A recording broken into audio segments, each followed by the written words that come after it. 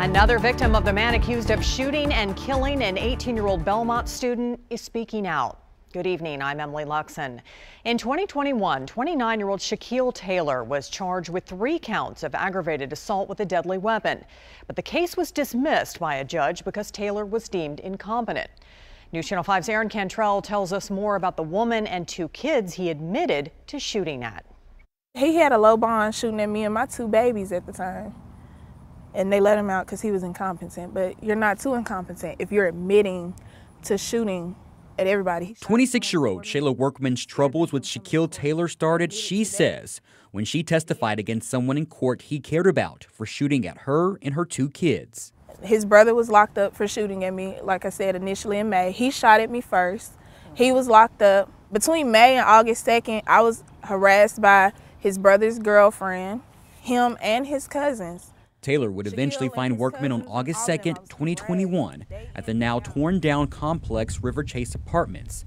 She was in the car with her children, aged 3 and 1. It was there, according to court documents, Taylor fired his gun at the car she was in, 2 rounds striking it. These are her photos of the damage. Workman's children were in the back seat.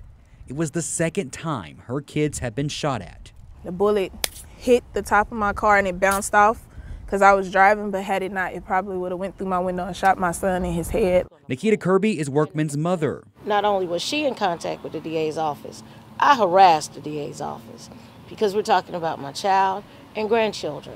The family says they were blindsided when they found out the case between Workman and Taylor was dismissed. I've seen him previously driving down the street. That's how I knew he was out. The DA's office never communicated with us. Fast forward to November 7th, 2023. Taylor is arrested again for shooting at a moving vehicle in the Edge Hill community.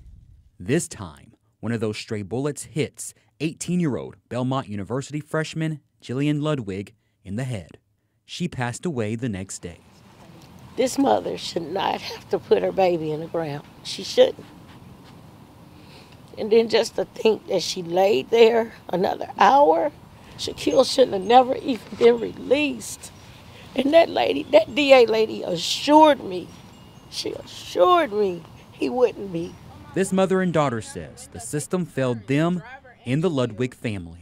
The DA's office really made me feel like I was nothing for standing up and trying to be the voice for my child. There should have been no room for her to lose her life to the hands of a man who has already shot at a woman and her 2 kids that the state of Tennessee knows. In Nashville, Aaron Cantrell, News Channel 5. Aaron, thank you. Workman says her children still suffer from PTSD after the shooting. Now, it is important to note state and federal law prohibits the prosecution of persons found to be incompetent, so that's why the case was dismissed.